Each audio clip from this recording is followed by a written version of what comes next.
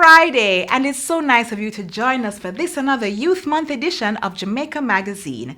I'm your host, Audrey Williams, and boy do I have a lot to share with you today. What do we have in store? An explosion of excellence by our young people in the areas of entrepreneurship and innovation. Stay right there. The show continues after this quick break.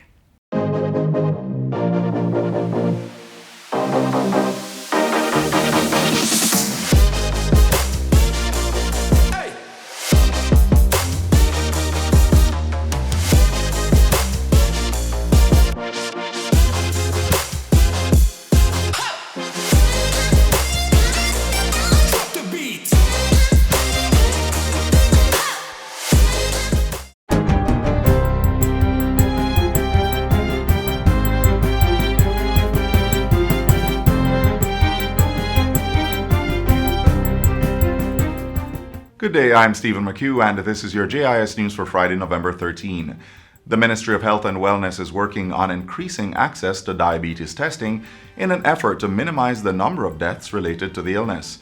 Health Minister Dr. Christopher Tufton says it is important for those living with the illness to know how best to monitor and control the deadly ailment. We will be working on increasing access to testing through the introduction of point-of-care testing. This methodology of testing is the gold standard for monitoring and control of diabetes. Dr. Tufton was speaking on a recent diabetes panel discussion. The 2016-2017 Jamaica Health and Lifestyle Survey revealed that 1 in every 8 Jamaicans 15 years and older had diabetes. In addition, 4 out of every 10 individuals were unaware that they had it. Dr. Tufton says government continues to champion the cause of persons with diabetes, adding that the ministry has updated clinical management guidelines, which are now available on its website. Our agency, the National Health Fund, will continue to support persons through the provision of diabetic medication and supplies, and I encourage persons with diabetes to enroll in the NHF card program to access this benefit. Minister Tufton is also urging persons with the condition to engage in healthy lifestyle practices such as increased physical activity, a healthy diet, routine health checks, and strict adherence to medication use. The Health Ministry will continue to raise awareness during November, which is being observed as Diabetes Month. Among the planned activities are 2 community intervention programs in Troja District, St. Catherine, and Pembroke Hall, St. Andrew. Clancarty Primary in Kingston is one of the latest schools to receive tablets from the Government of Jamaica. 100 tablets were handed over to the institution by Education Minister Fable Williams on Wednesday. The donation falls under government's mandate to hand over 40,000 tablets to PATH students in grades 4, 5, and 6 at the primary level under its Tablets in Schools program. I will not stop. I will not relent until all our students have a tablet or a laptop in their hands. All 40,000 tablets under the program are expected to be distributed in short order. The initiative, which is being implemented in collaboration with eLearning Jamaica Limited, seeks to bridge the digital divide experienced by needy students across Jamaica. The European Union, EU, has made another 8.6 million euros available to the Jamaican government to further strengthen the judiciary system. This recent assistance from the EU now brings the total support under the Jamaica Justice Sector Reform Program to 21.6 million euros. Minister of Justice Delroy Chuck expressed his appreciation to the new head of the European Union delegation to Jamaica, Her Excellency Marianne Van Steen, during a recent courtesy call. The Jamaica Justice Sector Reform Program supports the activation of the Justice Reform Implementation Plan 2015 to 2020. It seeks to improve access and the quality of service delivery in the justice sector, treatment of children in the criminal justice system, as well as governance and the government's financial capability to achieve policy objectives. The program began on November 30, 2016 and will end later this year. In other justice-related news, the ministry is moving to revise the Dangerous Drugs Act to allow for samples from and photos of illegal items confiscated to be used in court hearings. Minister Delroy Chuck says currently, if large quantities of drugs or other illegal items are seized by the police, all of it must be kept and brought to the court during the hearing period. What will happen is that pictures will be taken of the complete amount of drugs that has been confiscated and a sample is taken, it will be dealt with by the forensic lab and shown to be marijuana or cocaine or any other drug. And in those cases, what will be taken to court would be the sample with testimony to say that it is part of a huge amount of drugs that was actually confiscated at the port or in a motor car, and this would aid in the security and the storage. Minister Chuck was speaking on Tuesday during a JIS think tank. He said the proposed amendments to the Dangerous Drugs Act would also assist with the proper storage and movement of counterfeit commercial items that have been confiscated and are before the courts. Meanwhile, law enforcers will now benefit from a training video on digital policing that was launched by the Office of Director of Public Prosecutions, ODPP, and the Jamaica Constabulary Force, JCF. The video, titled Digital Policing: Criminal Investigations in the Technological Era, looks at the 3 investigative tools available to the police under the Cybercrimes Act to assist them in gathering computer materials for any criminal offense. The training will enhance the police's capacity to use their investigative powers under the Act. Speaking at the recent virtual launch of the video, Director of Public Prosecutions Paula Llewellyn said it was important for law enforcers' skill sets to be enhanced to deal with criminals engaging in transnational crimes. The video was created by Bonkrek Films and sponsored by the U.S. Embassy, McKay Security, the JCF, and the Court Administration Division. And finally, data from the Jamaica Tourist Board, JTB, is showing that the country's industry is slowly rebuilding. Preliminary JTB figures indicate that since the country reopened its borders to visitors on June 15, a little more than 211,000 persons have vacationed on the island. As it pertains to earnings, the June to September quarter amounted to $231.9 million. Meanwhile, hotel occupancy projections show a 40% increase in arrivals during the winter season when compared to the preceding periods of massive downturn. Tourism Minister Edmund Bartlett says some hotels have also reported upwards of 60% occupancy levels. Mr. Bartlett disclosed the tourism figures at the Jamaica Product Exchange, JPEX, virtual trade show on Monday. And that's it for JIS News Today. I'm Stephen McHugh. Thanks for watching.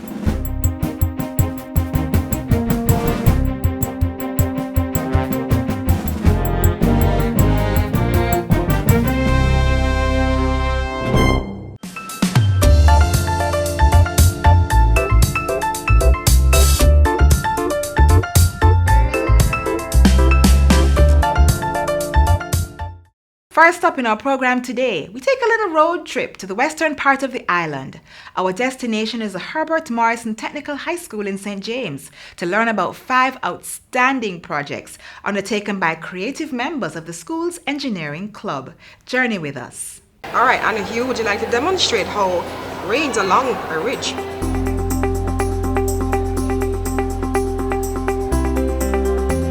Excellent job, Anna Hugh. This is the augmented reality sandbox created by the engineering club at the Herbert Morrison Technical High School. This is one of the 5 projects that will be shown in today's episode of School Zone. Stay tuned after the break for more. School Zone, School Zone, School Zone, School Zone, School Zone, School Zone.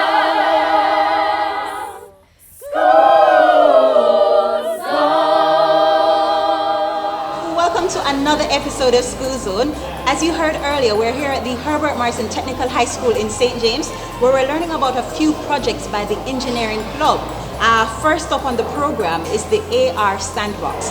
And joining me is the geography teacher here, Mrs. Kinghope, who will be telling us more about this. The Ar Sandbox is actually a technological tool that casts or projects virtual reality onto sand. So it is actually a simulation of topographical features that you can actually manipulate as you move the sand. It is one of the most student-centered tools we have at Herbert Morrison. Students can actually interact and move the sand, and at the same time they can learn and have fun. Before we get to the actual secret of how it operates, there are some things that I would like to show you in terms of how the tool is used. We usually have flat maps that we use. We call them Ordnance survey maps. Those maps are 2-dimensional. And students have limitations where those maps are concerned. Where the Ar Sandbox is concerned, students can actually interact with the box and create the features that they would normally see on a two-dimensional map. That excites them, and that also enhances and complements the geography as a learning tool. Really, it's really simple. It's only 3 main pieces of equipment. An infrared camera that we call the eyes, a projector, and a computer that compiles the information. So the camera judges the depth, which sends that information back to the computer. The computer processes this and sends it back to the projector, which shows you what you see here. And seeing as we use the computer, we can put different functions on. So different keys have different functions. For instance, the 1 key would introduce more liquid to the environment, while the 6 key would change the type of liquid. So we can change it from water to lava to green moss to snow back to water.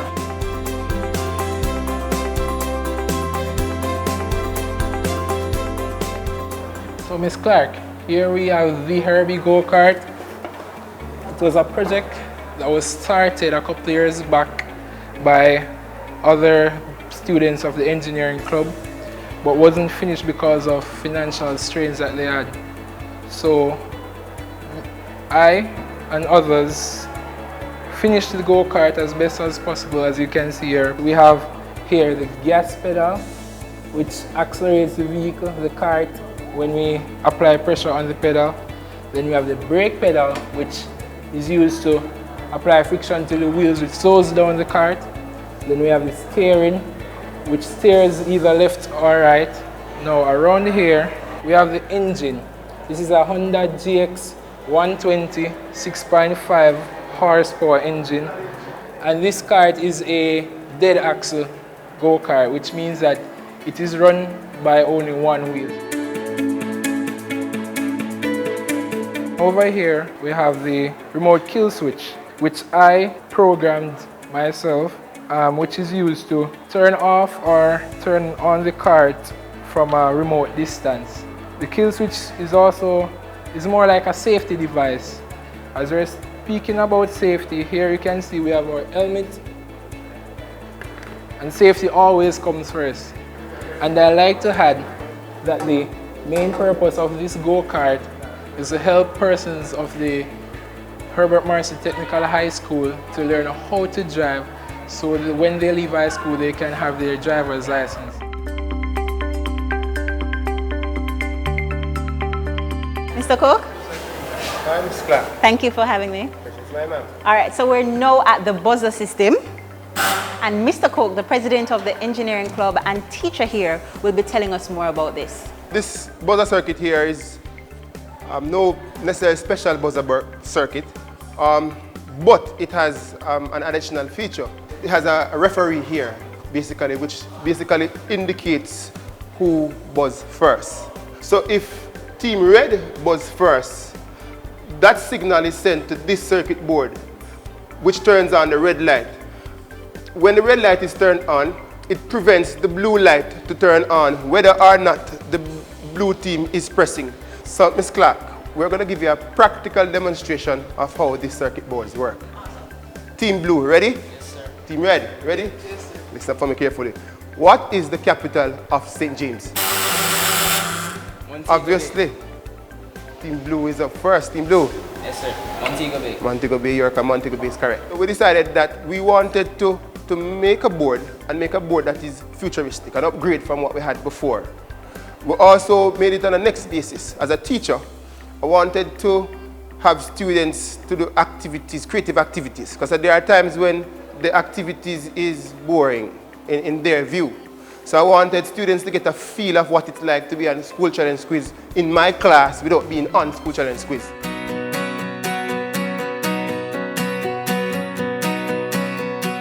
Have you ever heard about 3D printing, sublimation printing, and laser engraving? If not, today is your lucky day. We have examples of all three that were produced by the engineering club, and we'll be joined by Conrad, who will be showing us examples of these. Over to you, Conrad. Okay, thank you.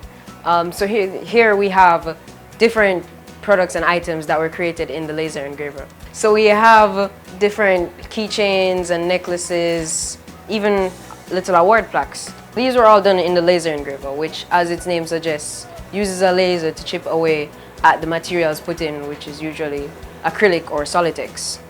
Here we have medals that were given out at Sports Day. These were put into the heat press, which is a sublimation machine, and it basically transfers the gas to a solid, which is displayed in the center. Here we have one of my favorite things, the edgelit lamp. Now these edgelit lamps are two parts. So the main part is the acrylic and the second part is the base. Now the acrylic is done in the laser engraver like all our acrylic pieces, and the bases. Some of them are pre-owned, some of them were purchased, while some of them were created by our wonderful 3D printer. Now this 3D printer can do a marvel of things. It can create little keychains and trinkets, it can create full-blown machine parts, and it can even create functioning toy vehicles. What it does is it melts a small wire of filament and through a little spout takes its time and works its way up, printing from bottom to top. I'd like to add that these pins and keychains and trinkets that we make, we don't just keep them for ourselves, obviously. We sell them to the school at a discounted cost, and we sell them to other schools and institutions at lower costs. Thanks again, Conrad. So we only have one more interesting project for you, and that's the virtual tour of the Herbert Morrison Technical High School. And our friend here, Anthony, will be taking you through that tour. Today we are showing an interactive simulation of the school. It incorporates different things from different members of the engineering club. Today we have Kobe Jordan. He's our 3D modeler. He designs our characters. What he has here is the principal he's working on, the principal of our school, Mr. Adams. All right, we also have Marcus Cohen. He works on the full model of the school, all the details of the school. He went out and got pictures and measurements of the entire school and then recreated it in a 3D software. Then we have Kevon Lee, our texture. He takes the models and applies realistic looking materials to them to make it look as realistic as possible, having all the scratches and dents of the school. And I do the programming. It allows for the character movements. As you can see, you can walk around the 3D space as much as you want. You see the AI, like different students in the school walking around, going about their daily lives. The code allows them to move around the 3D space. After I get the models from KJ, our vice president and 3D modeler, you can see the school is to scale. As you can see, when you stand up, you are to scale to the school. So are the characters in the simulation. Here is the document center for a school. Down there, the area that we are looking is the visual arts area, and over there is the TD rooms. So you can see it's a fairly accurate model of the school. Boy, it's so sad that we have to close the program for today, but I know you will all agree with me that we had a fulsome time here at Herbert Morrison Technical High School. But just before we close the program, we have a quick question we want to ask the president and founder of the 3-year engineering club. Why all of this? I've never seen anything like this. They're cut above the rest. Why? As a teacher of electrical technology, I have seen a lot of talent in my years of teaching. I just think that it is my duty to help bring forth that talent. Thank you so much, Mr. Cook, and all the best. I have great expectations for the club. And that's it. To have your school featured in School Zone, simply email me at sclark@gis.gov.jm. I'm looking forward to see your email. Until then, take care. School Zone, School Zone, School Zone, School Zone, School Zone, School Zone, School Zone. Whenever you hear the following tone, the Office of Disaster Preparedness and Emergency Management, ODPEM, will be giving information on an emergency situation affecting the island. Please be on the alert and listen to your radio and television for further information.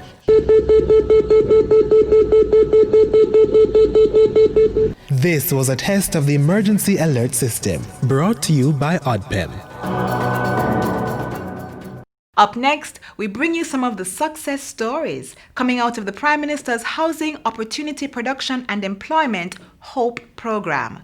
Watch as these young men and women make the best use of the knowledge and opportunity provided by the initiative.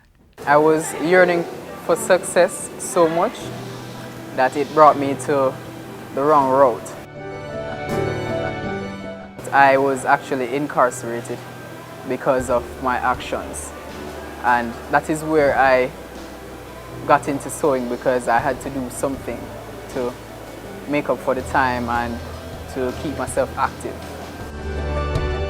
So this program, I heard about it as soon as I was released in May 13. So it was my ray of hope. This is my change. This is my way forward. So I come with all zeal and tenacity to go forward. Cressy Ray is just one of the thousands of Jamaican young people whose lives are being transformed because of their engagement in the Prime Minister's Housing Opportunity, Production and Employment HOPE program.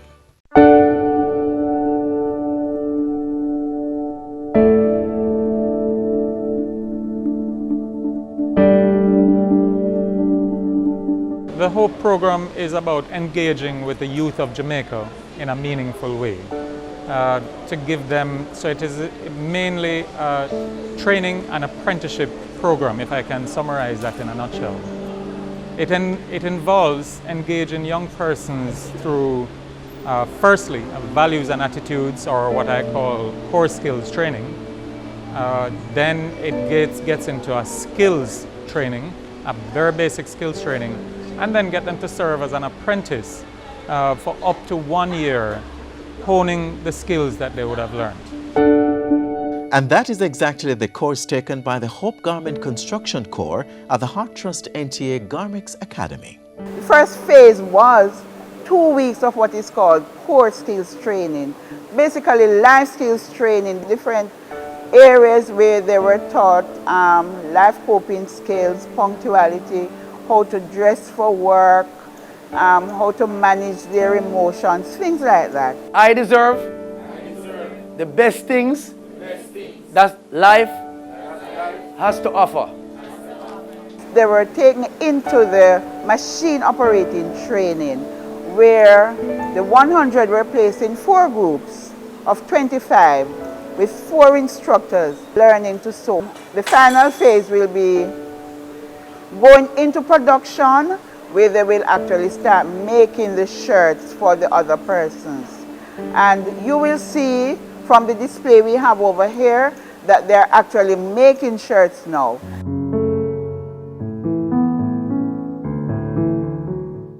Yes, you heard right. These students are actually making shirts for the over 15,000 participants of the HOPE program. When we started the program, the intent was to have everybody be in receipt of a shirt, Oxford type shirt, that would be to help to promote the good working ethics, including their own dress and deportment. To purchase shirts outright and to have them branded, the cost was really far too prohibitive in order to kit out the vast numbers that we're hoping to reach on the program. Then there was a suggestion to speak to Heart Garments Academy, and I found out that they had this massive facility with over 100 machines, which were generally being underutilized at the time. Now these young garment makers are learning much more than stitching shirts for fellow HOPE participants. I'm enjoying it right now because I can make my own shirt, skirt, and now I'm dropping to make my own dress. It is very enlightening, astounding. I didn't know it was so meticulous to make even a simple dress. You know, we look at it as just 2 pieces of fabric, but when you get down to the nitty and gritty, it has so many different calculations, but it's something I love. Because the clothes wasn't working out for me, I tried to do jewelry making. It's going great so far because I can make my own jewelry. I can produce it. I can have my own store and selling them. The length is from the waist to the ground. And none of this would be possible without the team of hard-working instructors on hand. At first, I didn't know anything about sewing. Then, basically, getting the steps from our instructors, and they're teaching us step by step, so you get everything and understand. And at this stage where I'm at, I'm proud of myself, because if I didn't came here, I wouldn't know to do nothing at all. The teachers, trust me, they work hard. It's not easy dealing with us as young adults, so they work hard. And what I love about them, it's not just about passing for them. It is about sitting down with the person, making sure they understand. So I give the teachers 2 thumbs up. They help me a lot because I give them most of them problem. And there is not an instructor here who don't know me. Because I walk around and I ask questions, how to do my shirt, and they all helped me. It don't make no sense to stay home and sit down and I look for somebody to give something when you can come out, learn a skill, and can do something for yourself.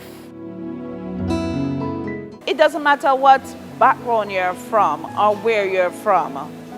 Just come with an open mind and willing to learn. And once you're willing, you'll go a long way because there's hope for you. For more information on the Garment Construction Corps or the HOPE program, call or visit a National Youth Service or Heart Trust NTA office. Toll free 1-888-432-7868 or email info@heart-nta.org.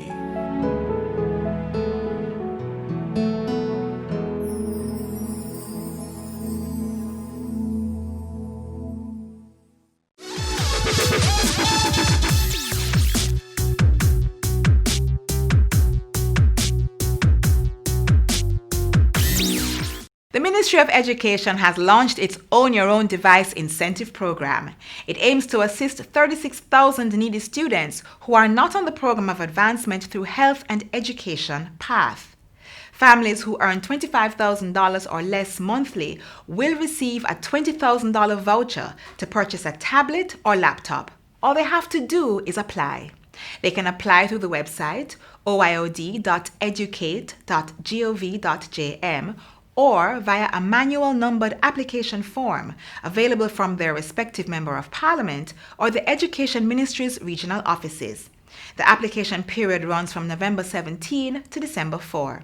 For more information on the program, simply call 888-OYOD-NOW, that's 888-696-3669, or email oyod@moey.gov.jm. The Own Your Own Device Incentive Program, making Jamaica a better place for all children to learn and helping the country become the place of choice to live, work, raise families, and do business.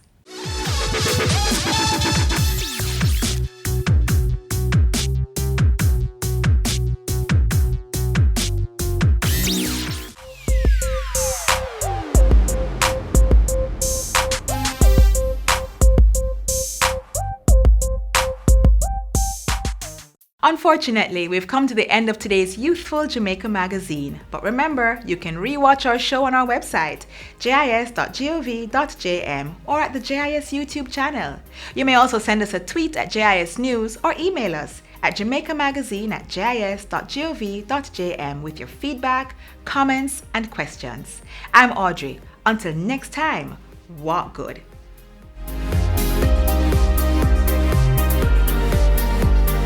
This has been a production of the Jamaica Information Service, the voice of Jamaica.